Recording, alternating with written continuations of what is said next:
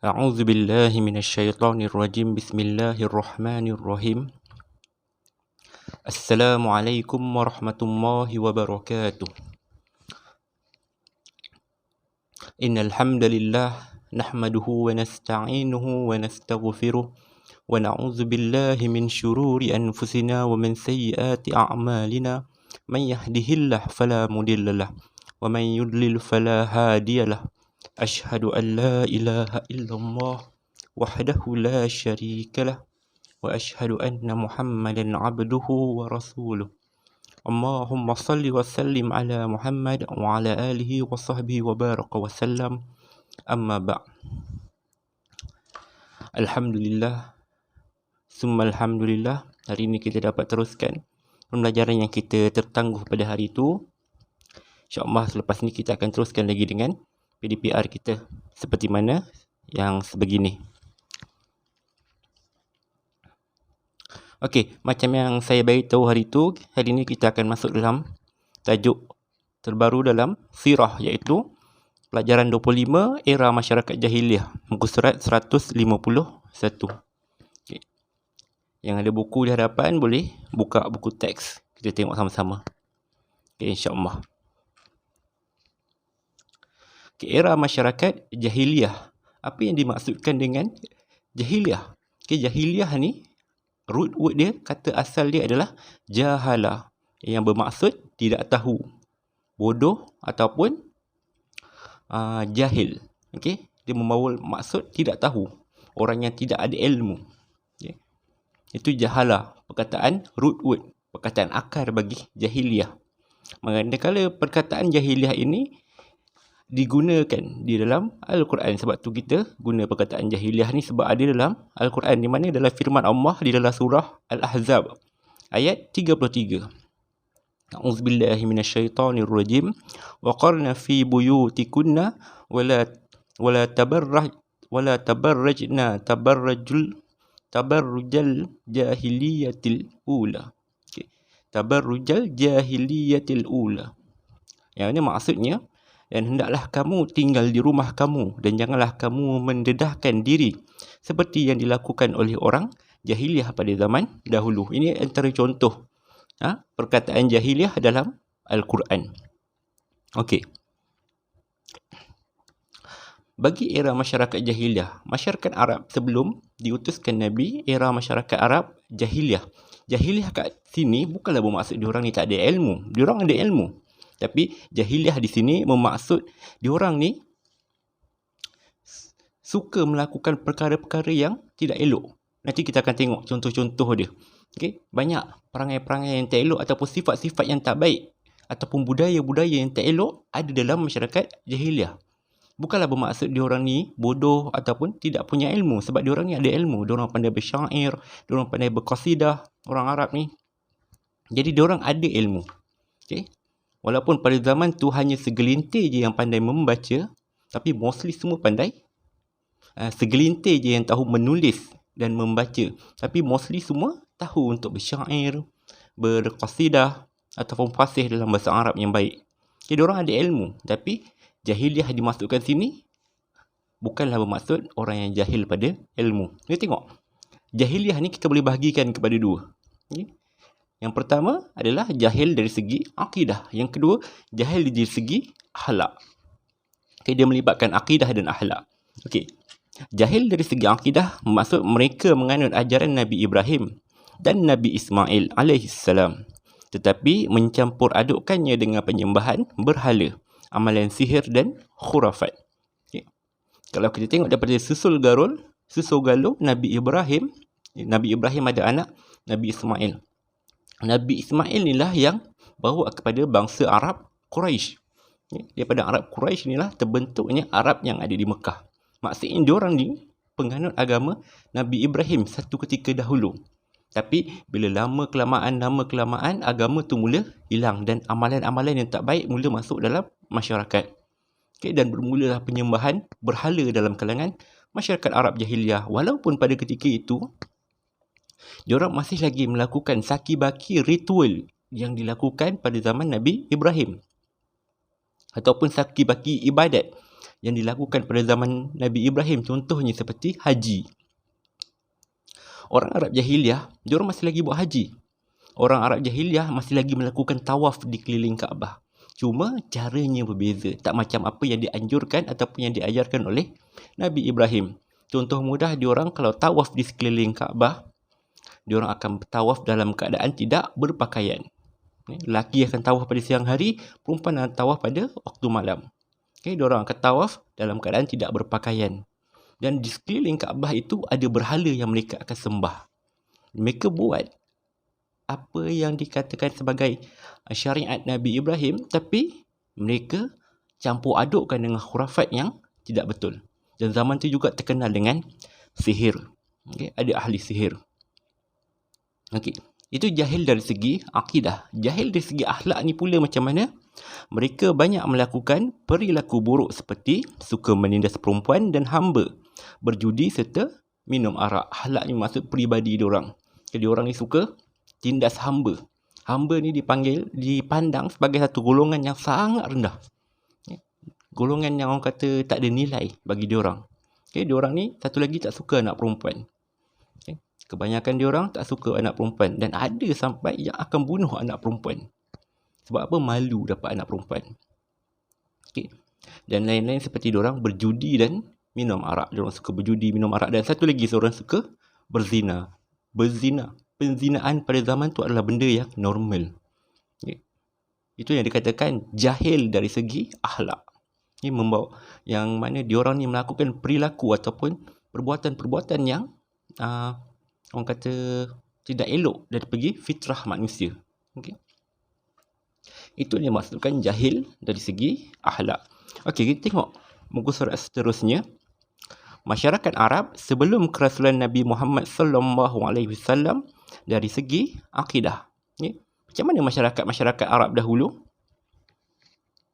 Sebelum kedatangan Nabi Muhammad. Kat sini dia bahagikan kepada 2, 4, 6. 6 pecahan. Ataupun kita mudah kata ini 6 anutan akidah yang diorang pegang. Yang pertama, agama Yahudi. Agama Yahudi, kita tahu agama Yahudi ini satu agama yang berasal daripada pengikut-pengikut Nabi Musa alaihi salam. Nabi Yaqub ada anak dia Yusuf dan seterusnya sampailah ke Musa. Nabi Musa dia bawa ajaran syariat Allah, syariat Islam Nabi Musa bawa. Tapi pengikutnya telah menyelewengkan ajaran Nabi Musa. Sebab itulah agama Yahudi ini dipanggil sebagai ahli kitab. Sebab asalnya dia datang daripada Nabi Musa. Tapi pengikutnya telah menyelewengkan. Dan orang Yahudi ini dia banyak, antara satu kaum yang banyak bertebaran di serata dunia. Walaupun hari ini jumlah mereka tak banyak, tapi diorang bertebaran di serata dunia. Kalau kita tengok apa yang berlaku di Palestin dan Israel, di situlah Yahudi menetap. Israel tu kita panggil sebagai Yahudi. Cuma zaman dahulu kita kena tahu kebanyakan nabi-nabi selepas Nabi Ibrahim semuanya muncul daripada keturunan Yahudi. Diorang ni semua adalah Bani Yahudi, keturunan Yahudi. Nabi Yaqub, Yusuf, Ayub, sebagai Musa, Daud, Sulaiman, semua ni adalah Bani Yahudi, daripada kaum Yahudi. Sampailah Nabi Isa. Nabi Isa pun daripada kaum Yahudi. Cuma Ismail kemudian kepada Muhammad. Itulah bangsa Arab. Jadi Nabi-Nabi ni ramai daripada kalangan Yahudi. Dan kita tahu juga di negara Arab pada zaman tu ataupun di semenanjung Arab, Hijaz, ada orang Yahudi. Di mana? Di Madinah. Orang Yahudi ada di Madinah. Ada Yahudi Bani Qainuqa, Bani Quraizah. Dan ada macam-macam lagi. Dan kita tahu agama Yahudi ini diorang pada zaman tu diorang sedang menunggu Nabi akhir zaman diturunkan. Sebab apa? Diorang tahu Nabi ni akan diutuskan.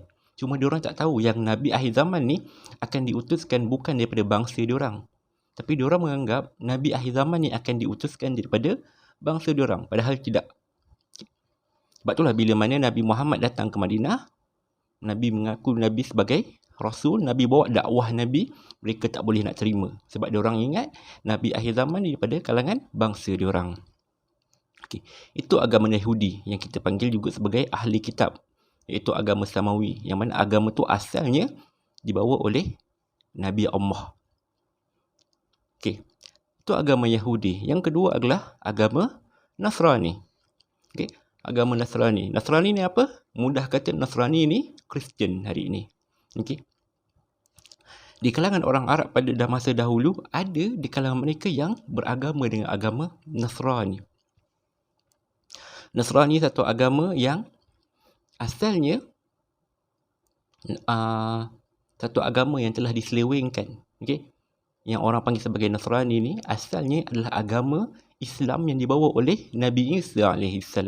Nabi Isa AS bawa agama Islam, bawa syariat Allah, mentauhidkan Allah, tapi selepas daripada itu pengikut-pengikutnya menyelewengkan agama yang dibawa oleh Nabi Isa AS, sehingga muncullah agama Nasrani yang hari ini kita panggil sebagai Kristian. Okay. Dan agama Nasrani juga orang panggil sebagai ahli kitab, iaitu agama Samawi, agama yang diturunkan daripada langit. Okay. Sebab asalnya adalah memang agama Islam yang Allah turunkan kepada Nabi Isa. Cuma pengikutnya menyelewengkan agama itu. Okay. Mereka mempercayai Nabi Isa AS ialah anak Tuhan. Ini satu benda yang sangat bertentangan. Okay. Sebab diorang anggap Nabi Isa tu anak Tuhan. Sedangkan kita seorang Muslim, kita anggap Nabi Isa tu sebagai seorang Rasul, seorang Nabi. Tapi diorang berlebihan dalam memuji Nabi Isa. Okay. Okay, kalau zaman Arab dahulu, siapa orang-orang Kristian? Orang-orang Kristian Arab ni banyak berada di belah Syam. Syam banyak Kristian. Seperti di Syam ni termasuklah Syria, Palestin, Jordan. Kat sini banyak orang Kristian. Okay. Daripada datangnya tamadun Rom. Tamadun Rom yang datang daripada barat bawa agama Kristian ke tanah Arab. Antara lain, orang Kristian ni ada di Habasyah, Ethiopia, tempat yang Nabi hantar sahabat dia untuk berhijrah kali pertama. Okay, Nabi hantar sahabat dia berhijrah kali pertama ke negara Habasyah. Habasyah ni negara Kristian. Pemerintahnya Kristian, rajanya Kristian, rakyat dia semua Kristian. Okay. Itu adalah contoh satu lagi akidah ataupun agama yang ada pada zaman Arab Jahiliyah dahulu. Okey. Yang seterusnya, kepercayaan Majusi. Majusi ni apa? Majusi ni satu kelompok yang menyembah api. Majusi ni asal ada di mana? Majusi ni kalau pada zaman Nabi, zaman Arab Jahiliyah dahulu, diorang berada di Iran. Ataupun masa tu digelar sebagai Parsi. Okay. Yang mana? Diorang ni menyembah api. Okay. Menyembah api. Yang mana diorang percaya api tersebut tidak pernah terpadam selama 1000 tahun sebelum kelahiran Nabi Muhammad. Diorang sembah satu api yang diorang percaya api tu tak pernah padam selama 1000 tahun. Ini adalah agama Majusi. Orang agama Majusi salah satu kelompok penganut yang ada pada zaman Arab Jahiliyah dahulu. Dan kebanyakan mereka di Iran, Parsi. Iran lah pada hari ini. Okey. Okey, yang seterusnya, kepercayaan animisme. Animisme ni apa? Percaya kepada benda-benda yang mempunyai roh dan semangat. Okay, macam orang-orang tua, orang-orang Melayu dahulu, mereka percaya kepada roh dan semangat. Pokok tu ada roh, ada semangat, ada benda yang jaga. Batu ni ada benda yang jaga. Kan? Ini adalah kepercayaan animisme.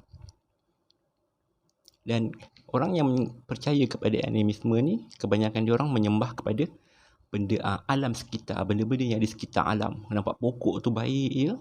Kan? Macam pokok ni ada satu kuasa yang hebat bagi diorang melakukan, diorang akan sembah pokok tu. Kalau nampak busut tu macam busut yang bagi diorang berbahaya, ada semangat, diorang akan sembah busut tu. Itulah semangat animisme. Okay? Menyembah alam sekitar. Dan diorang juga ada yang menyembah matahari.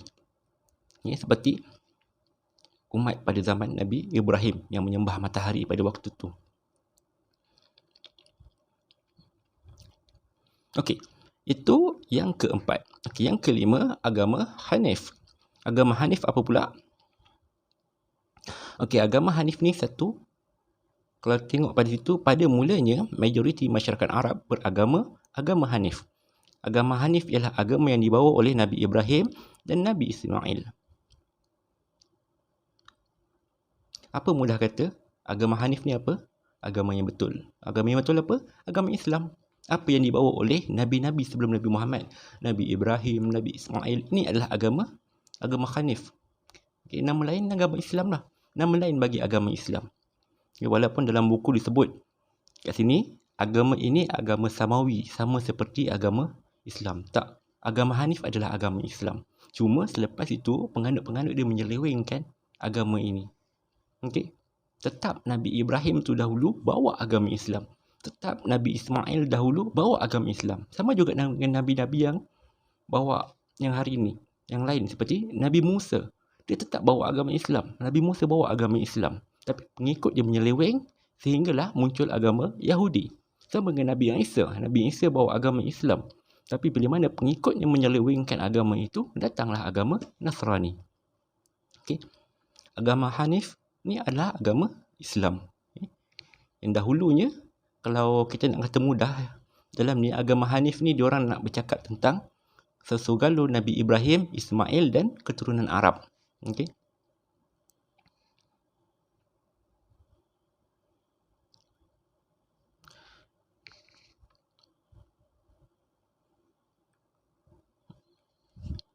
Okey, macam saya kata tadi, yang saya kata pada awal tadi, orang Arab jahiliah pada zaman tu, walaupun diorang ni dah menyeleweng jauh daripada agama yang dibawa oleh Nabi Ibrahim, tapi mereka masih lagi ada saki-baki amalan yang diorang buat seperti mana yang ada pada syariat Nabi Ibrahim.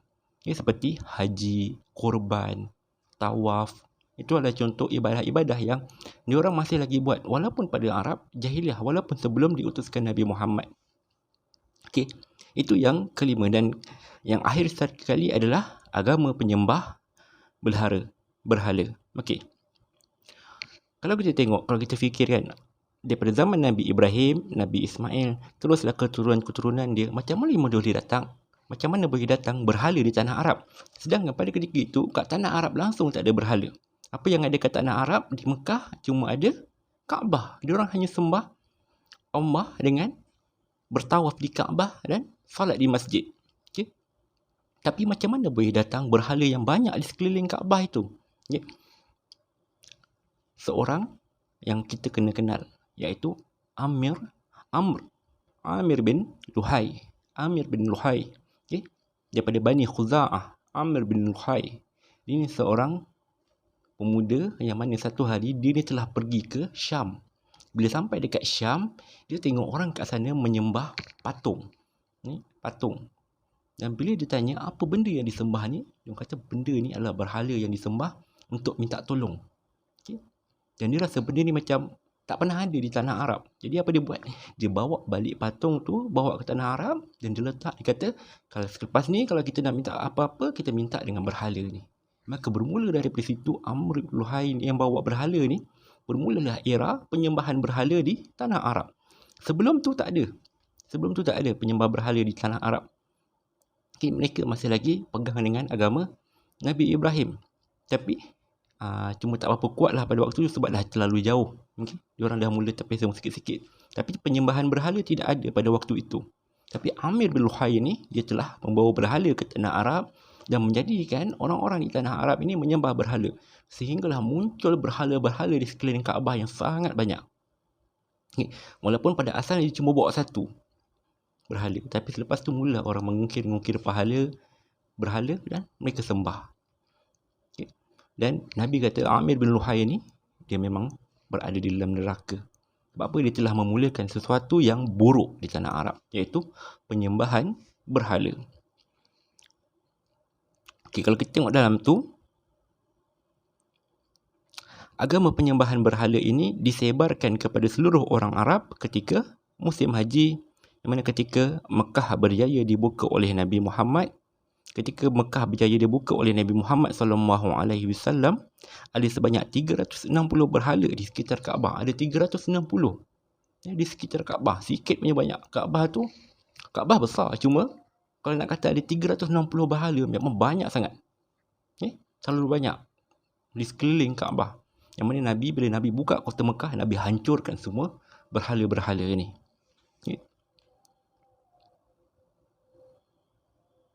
Okey, itu adalah 6 contoh anutan ataupun akidah yang ada pada masyarakat Arab jahiliah pada zaman sebelum Nabi Muhammad diutuskan menjadi Rasul. Diorang ada agama Yahudi, ada agama Nasrani, diorang ada ajaran Majusi, diorang percaya animisme, diorang percaya kepada agama Hanif, ada yang ikut agama yang Hanif, dan ada yang menyembah berhala. Okey. Cuma macam saya kata tadi, saya nak betulkan apa yang sedikit ada kesilapan fakta dalam ni. Nabi Ibrahim dia bawa agama Islam. Nabi Ismail bawa agama Islam. Nabi Musa bawa agama Islam. Nabi Isa bawa agama Islam. Kesemua nabi daripada Adam sampailah Nabi Muhammad, semua nabi ni bawa agama Islam. Diorang bukan bawa agama-agama lain, tetap membawa agama Islam, cuma syariat yang berbeza. Syariat ni apa? Syariat ni berkaitan dengan ibadah, perlakuan, urusan seharian. Benda tu je yang berbeza, hukum hakam. Tapi dari segi akidah, semuanya sama, menyembah Allah yang satu. Okay? Jadi semua agama daripada Nabi Adam sampailah Nabi Muhammad membawa agama Islam. Dan Nabi Muhammad ni adalah Nabi yang menyempurnakan agama Islam itu. Kita boleh mudah bayang rumah yang dibina dengan batu bata. Dia letak batu bata. Nabi ni ibarat batu bata yang terakhir yang diletak untuk menyempurnakan rumah tersebut. Sebegitulah yang kita boleh bayangkan analogi dia. Okey. Supaya kita tak keliru. Jangan lepas ni kita kata Nabi Musa bawa agama apa? Nabi Musa bawa agama Yahudi. Tak, Nabi Musa tak bawa agama Yahudi. Agama Yahudi ini dicipta oleh pengikut dia sendiri. Bila orang tanya Nabi Isa agama apa? Nabi Isa agama Kristian. Tak, Nabi Isa tak bawa Kristian. Nabi Isa tak bawa Nasrani. Nabi Isa bawa agama Islam. Nabi Ibrahim bawa agama apa? Nabi Ibrahim bawa agama Islam. Boleh juga dipanggil sebagai agama Hanif. Hanif ni maksud lurus, betul. Okey. Itu adalah kepercayaan ataupun anutan-anutan akidah orang Arab jahiliah sebelum kerasulan Nabi Muhammad SAW. Okey, kita tengok seterusnya. Masyarakat Arab sebelum kerasulan Nabi Muhammad SAW dari segi akhlak. Kalau tadi dari segi akidah, kita tengok dari segi akhlak pula macam mana. Okey, orang Arab jahiliah terkenal dengan perangai yang buruk, budaya yang buruk. Okay? Tapi kita kena tahu juga orang Arab ni ada juga perilaku yang baik.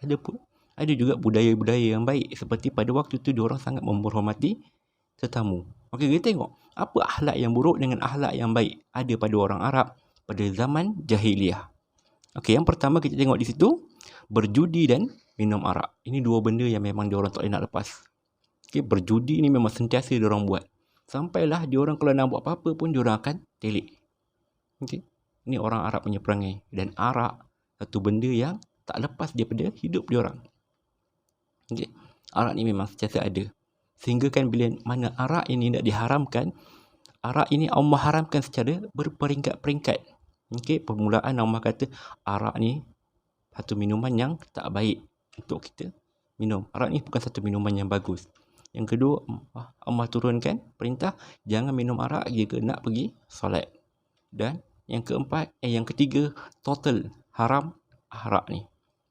Berperingkat, bukannya Allah haramkan terus. Sebab apa? Orang zaman tu minum arak ni satu benda yang biasa bagi diorang. Sebab itulah kalau kita tengok dalam sirah-sirah, ada sebahagian sahabat Nabi yang tak boleh tinggal arak ni. Ada. Okey. Tapi dia Islam. Cuma dia tak boleh nak tinggal. Sebab apa? Arak tu terlalu dekat dengan diorang. Okay. Itu budaya buruk, akhlak buruk yang ada pada mereka. Manakala akhlak yang baik bagi mereka. Okey, kita tengok yang akhlak yang buruk dahulu. Okey, yang tadi berjudi dan minum arak. Okey, yang kedua, akhlak yang buruk adalah penzinaan dan pelacuran berleluasa. Okey, zina dan pelacuran memang sangat berleluasa pada waktu tu. Okey. Memang sampai ada rumah-rumah pelacuran. Okey, yang mana orang-orang besar ni diorang akan hantar hamba-hamba dia untuk dilacurkan di situ. Okay. Memang ada rumah pelacuran pada waktu tu. Dan zina ni benda yang normal pada waktu tu. Okey. Okay, yang ketiga, mengamalkan mengamalkan bigami.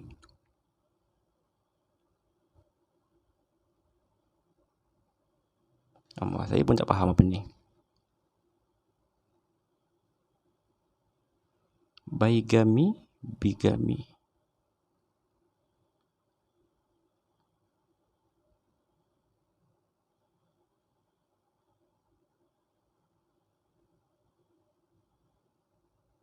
Okey, tak apa. Saya tak tahu apa nak sebut perkataan tu. Kita pergi yang pada seterusnya. Nanti saya akan tengok balik. Okey. Perwarisan harta hanya kepada lelaki. Okey, orang Arab ni,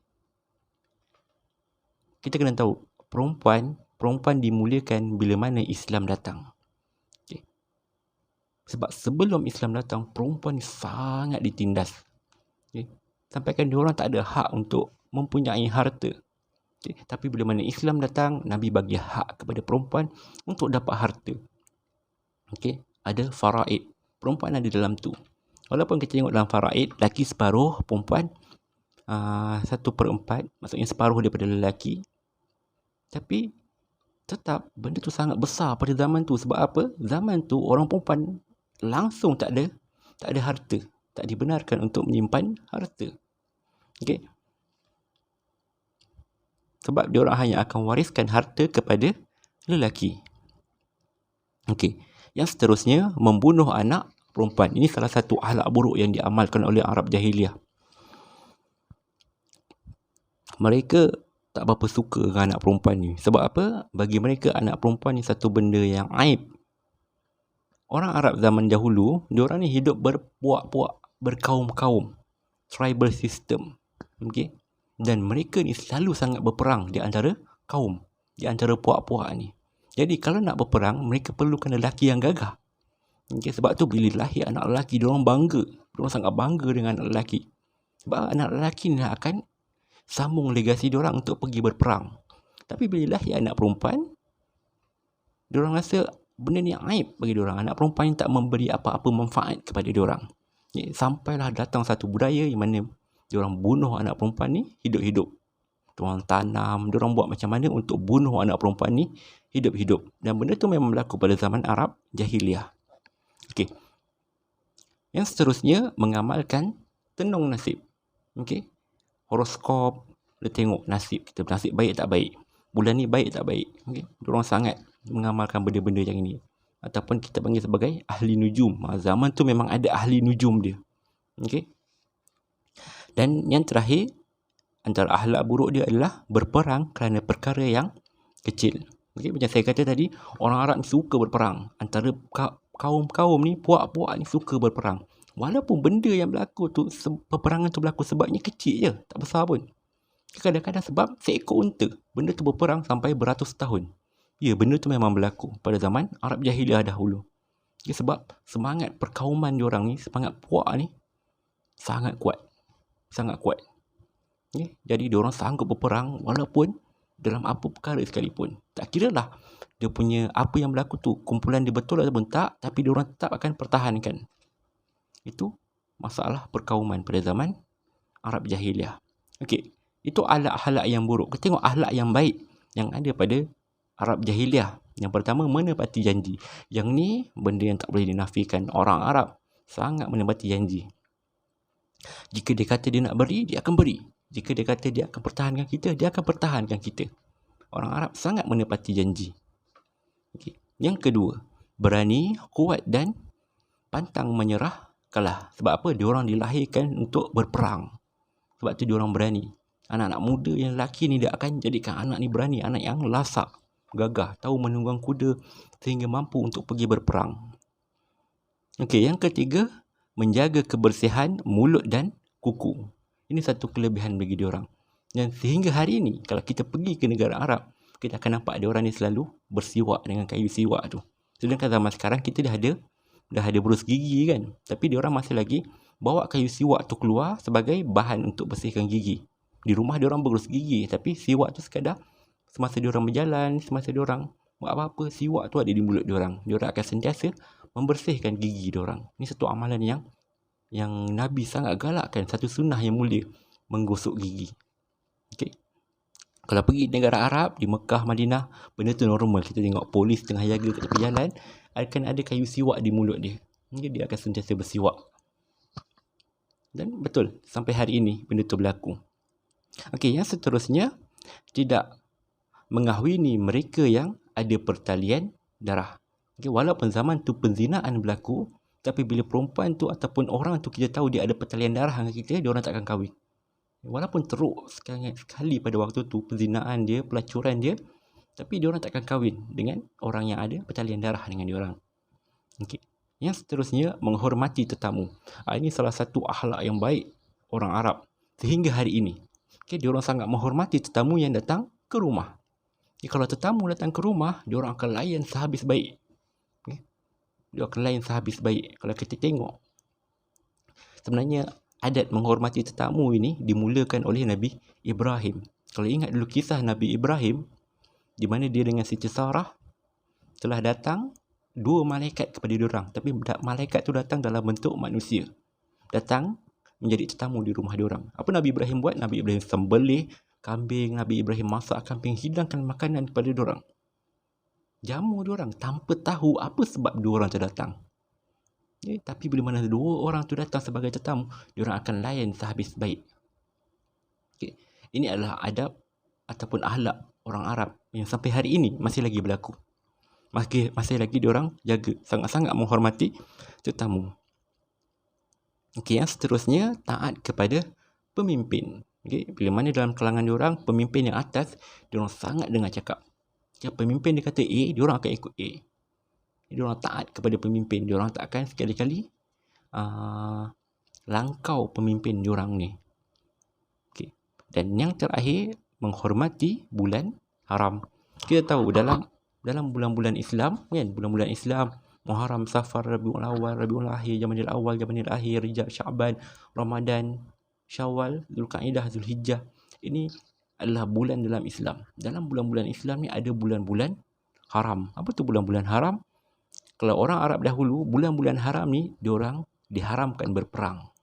Apa contoh bulan haram? Bulan haram Zulhijjah. Zulhijjah adalah bulan haram. Apa lagi? Rejab, bulan haram.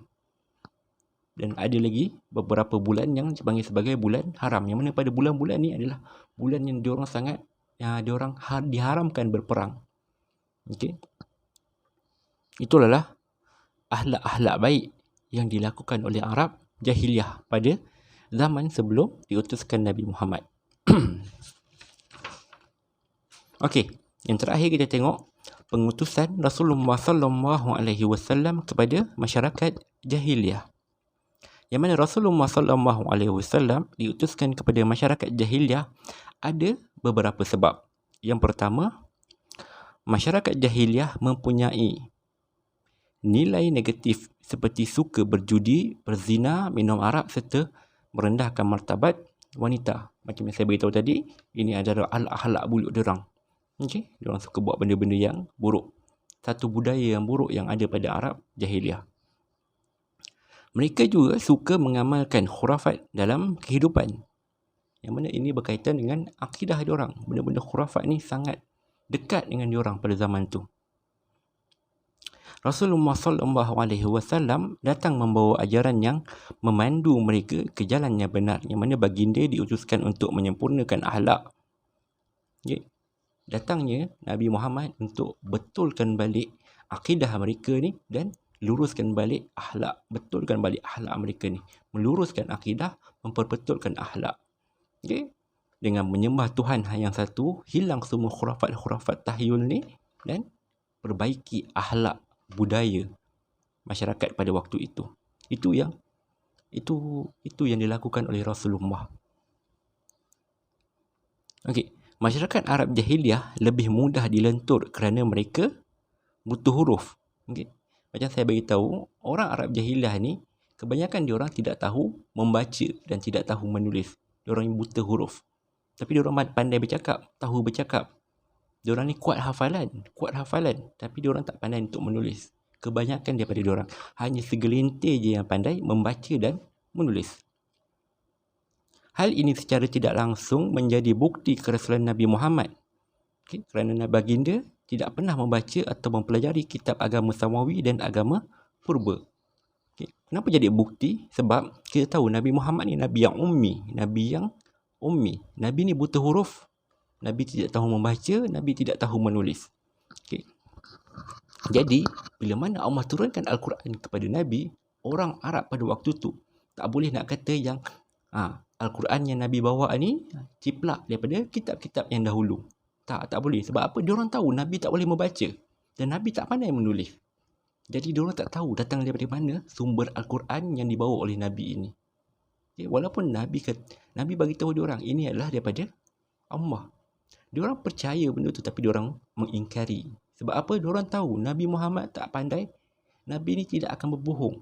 Nabi ni tak tahu membaca, Nabi tak tahu menulis. Mustahil dia boleh tulis satu kitab yang sempurna.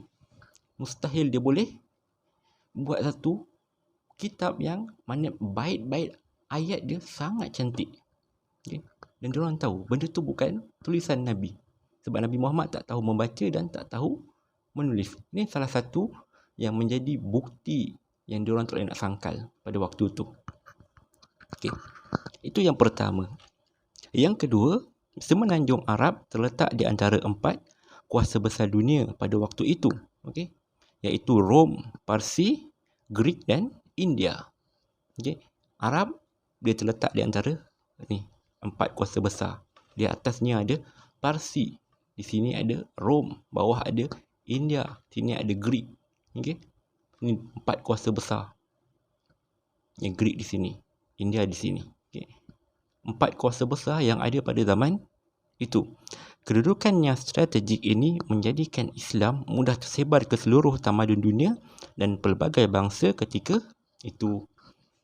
Dengan kedudukan tanah Arab yang strategik yang berada di tengah-tengah lautan, di tengah-tengah laluan kepada mana-mana bahagian, benua Asia dekat, benua Eropah dekat Iran dekat, benua India pun dekat. Maka penyebaran Islam ni mudah berlaku pada waktu itu.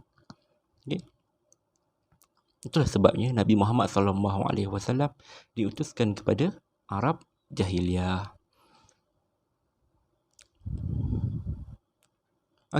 Itulah pembelajaran kita untuk hari ini. Pembelajaran yang singkat, iaitu tajuk yang kedua, iaitu era masyarakat Jahiliyah. Yang mana kita tahu apa tu Jahiliyah.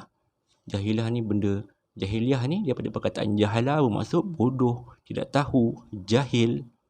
Cuma Arab Jahiliyah ni bukanlah Arab yang bodoh dari segi ilmu, tapi diorang ini jahil dari segi budaya diorang, akhlak diorang, akidah diorang. Dan kita juga dah tahu agama-agama ataupun kepercayaan yang dianuti oleh masyarakat Arab Jahiliyah sebelum diutuskan Nabi Muhammad SAW.